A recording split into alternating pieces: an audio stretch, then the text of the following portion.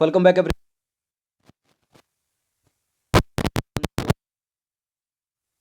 इसके लिए।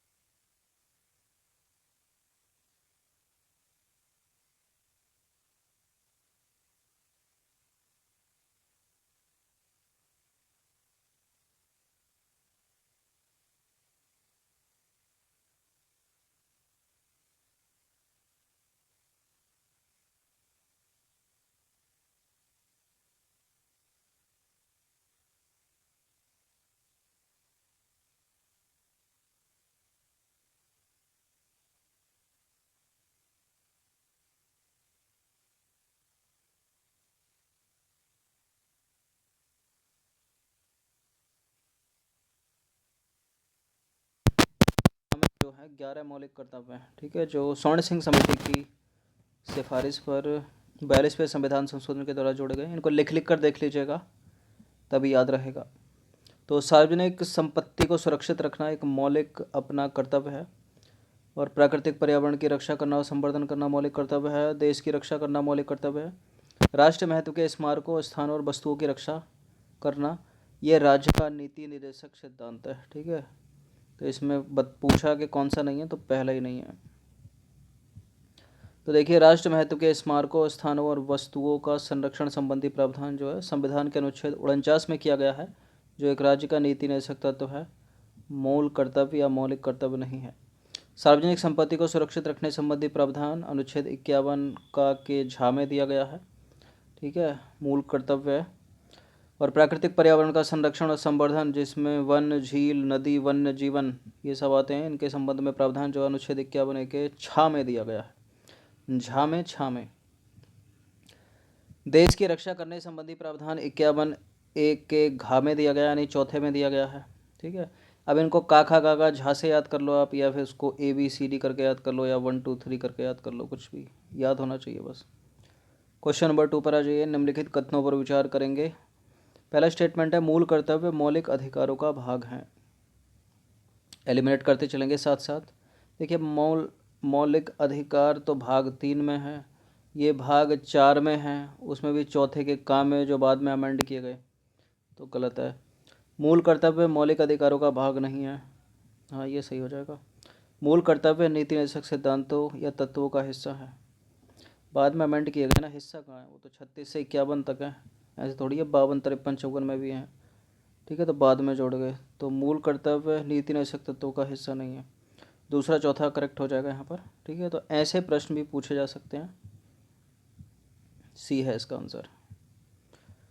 तो पहला और तीसरा सही नहीं है, क्योंकि 42वें संविधान संशोधन अधिनियम 1976 के द्वारा संविधान में एक नया भाग चौथे का, ठीक है, और एक नया अनुच्छेद 51A जोड़ा गया, इसमें मूल कर्तव्य को शामिल किया गया है। अतः मूल कर्तव्य ना तो मूल अधिकारों का हिस्सा है और ना ही निर्देशक तत्वों का।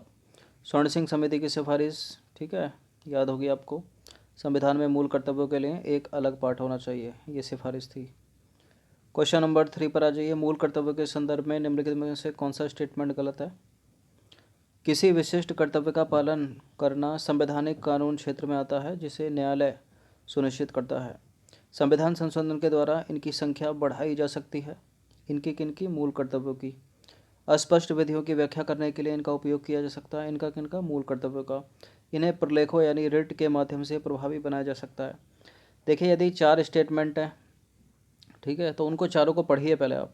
अब पहला वाला स्टेटमेंट पढ़ के आपको बाउंसर लग रहा होगा, ठीक है, बाउंसर मार रहा होगा, मतलब पता नहीं चल रहा होगा हो क्या रहा है, लेकिन आपने ये पढ़ा, यहाँ आपने पकड़ लिया, ठीक है। इन्हें प्रलेख या रिट के माध्यम से प्रभावी नहीं बनाया जा सकता, ठीक है, वो मूल अधिकार हैं जिनको बनाया जा सकता है, ठीक है। तो रिट निकाल कर ना आप मूल कर्तव्यों को लागू करवा सकते हो और ना ही निदेशक तत्वों को, तो डी ही गलत है।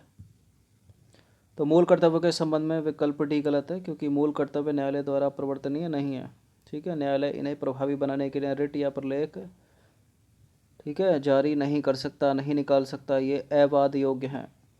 संविधान संशोधन अधिनियम के द्वारा इनकी संख्या बढ़ाई जा सकती है, मूल मतलब शुरू में 42वें संविधान के द्वारा जो है ये 10 जोड़े गए थे ना, लेकिन 86वां संविधान संशोधन अधिनियम हुआ था 2002, उसके द्वारा एक और जोड़ा गया, तो अभी वर्तमान में टोटल 11 हैं।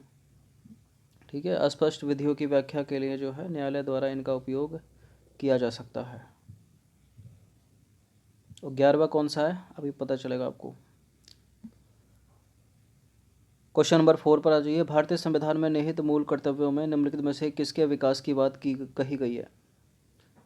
भारतीय संविधान के मूल कर्तव्यों में किसके विकास की बात की गई है। मानवतावाद, वैज्ञानिक दृष्टिकोण, सुधार की भावना। नीचे दिए गए कूट का प्रयोग करके सही उत्तर का चयन कीजिए। मानवतावाद, वैज्ञानिक दृष्टिकोण और सुधार की भावना का विकास करेंगे, ऐसा लिखा है। डी है इसका आंसर 1 2 3। इससे रिलेटेड प्रश्न एक थंबनेल पर पूछा है, सामाजिक नहीं होगा उसमें। ठीक है, तो अब है ये इम्पोर्टेंट, हम सारे के सारे 11 के 11 एक बार पढ़ के देखेंगे मूल कर्तव्य को। तो संविधान में उपबंधित मौलिक कर्तव्य हैं। पहला है संविधान का पालन करना, उसके आदर्शों, संस्थाओं, राष्ट्रध्वज और राष्ट्रगान का आदर करना। ठीक है, तो ये भी प्रश्न बन सकता है कि राष्ट्रध्वज और राष्ट्रगान के आदर करने की बात की गई है, ठीक है, या रक्षा करने की बात की गई है, सम्मान करने की बात की है। तो ये सब छोटी छोटी चीज़ें पकड़ता है एग्जामिनर। स्वतंत्रता के लिए हमारे राष्ट्रीय संघर्ष को प्रेरित करने वाले महान आदर्शों का पालन करना। ठीक है, और तीसरा है मौलिक कर्तव्य भारत की संप्रभुता, एकता और अखंडता की रक्षा करना और अखंडता को बनाए रखना या अक्षुण्ण रखना, कुछ भी लिख सकता है। ठीक है, और ये जो है पूछा गया है कई बार, यूपी पीसीएस में भी और यूपीएससी ने भी किया पिछले 7 वर्षों में एक बार। चौथा है देश की रक्षा करना और आहन किए जाने पर राष्ट्र की सेवा करना। पांचवा है भारत के लोगों में समरसता और समान भ्रातृत्व की भावना का निर्माण करना, जो धर्म, भाषा, प्रदेश या वर्ग आधारित सभी प्रकार के जो भेदभाव हैं उनसे परे हो, दूर हो, और साथ ही ऐसी प्रथाओं का त्याग करना जो स्त्रियों के सम्मान के विरुद्ध हो। छठा है हमारी समग्र संस्कृति की समृद्ध विरासत को महत्व देना और संरक्षित करना। सातवां है वनों, झीलों, नदियों और वन्य जीवन सहित प्राकृतिक पर्यावरण की रक्षा एवं सुधार करना और प्राणी मात्र के प्रति दया भाव रखना। इनको लिख लिख कर देख लीजिए, बार बार बोल बोल कर देख लीजिए, याद हो जाएगा। मानवतावाद, वैज्ञानिक दृष्टिकोण तथा ज्ञानार्जन एवं सुधार की भावना का विकास करना, ये था ना इस प्रश्न में अभी। मानवतावाद, वैज्ञानिक दृष्टिकोण, ज्ञान अर्जन एवं सुधार की भावना का विकास करना। तो किसके विकास की बात की गई है मूल कर्तव्य में। मानवतावाद, वैज्ञानिक दृष्टिकोण, ज्ञान अर्जन एवं सुधार की भावना का विकास करना। सार्वजनिक संपत्ति की सुरक्षा करना और हिंसा से दूर रहना। 10वां है व्यक्तिगत और सामूहिक गतिविधि के सभी क्षेत्रों में उत्कृष्टता के लिए प्रयास करना, ताकि जो अपना राष्ट्र है, अपना देश है, लगातार उच्च स्तर की उपलब्धियां हासिल कर सके। तो ये टोटल 10 थे जो 42वें संविधान संशोधन के द्वारा जोड़े गए, लेकिन एक 86वां संविधान संशोधन हुआ 2002 में, उसमें 11वां जोड़ा गया। ठीक है, और 11वां कौन सा है वो, ये नीचे वाला क्या है, 6 से 14 वर्ष तक की आयु के अपने बच्चों को शिक्षा के अवसर उपलब्ध कराना। ठीक है, कौन सा है, 6 से 14 वर्ष तक के आयु के अपने बच्चों को शिक्षा के अवसर उपलब्ध कराना हमारा 11वां मौलिक कर्तव्य है, यानी के 86वां संविधान संशोधन। ठीक है, ए से लेकर 11 तक के 11वां अक्षर रहता है ना। चलिए 5वें प्रश्न पर आ जाइए। राष्ट्रपति के महाभियोग में भाग लेते हैं संसद के दोनों सदनों के नामांकित सदस्य, एक तरह से सभी सदस्य हो गए। ठीक है, राज्य की विधानसभाओं के निर्वाचित सदस्य, दिल्ली और पुदुचेरी विधानसभाओं के निर्वाचित सदस्य। महाभियोग चलाना है, ठीक है, चुनाव नहीं हो रहा है। तो राष्ट्रपति के महाभियोग में संसद के दोनों सदनों के नामांकित सदस्य भाग लेते हैं, राज्य की विधानसभाओं के निर्वाचित सदस्य भाग नहीं लेते, दिल्ली और पुदुचेरी विधानसभाओं के निर्वाचित सदस्य भाग नहीं लेते। दूसरे तीसरे को एलिमिनेट करो तो केवल पहला इसका आंसर हो जाएगा। तो राष्ट्रपति के महाभियोग में संसद के दोनों सदनों के नामांकित सदस्य भाग लेते हैं, राज्य की विधानसभाओं के निर्वाचित सदस्य और दिल्ली व पुदुचेरी विधानसभाओं के निर्वाचित सदस्य महाभियोग में भाग नहीं लेते हैं। देखिए, राष्ट्रपति पर जिस सदन द्वारा आरोप लगाया जाता है उस आरोप पर सदन के 1/4 सदस्यों के हस्ताक्षर होने चाहिए और राष्ट्रपति को 14 दिन का पूर्व नोटिस मिलना चाहिए। संघ के मंत्री किसके प्रसाद पत्र पद धारण करते हैं। संघ का कोई मंत्री है, किसके प्रसाद पत्र पद धारण करेगा, प्रधानमंत्री के नहीं, राष्ट्रपति के। तो देखिए संविधान के अनुच्छेद 75(1) में उपबंध है कि प्रधानमंत्री की नियुक्ति राष्ट्रपति करेगा और अन्य मंत्रियों की नियुक्ति राष्ट्रपति प्रधानमंत्री की सलाह पर करेंगे।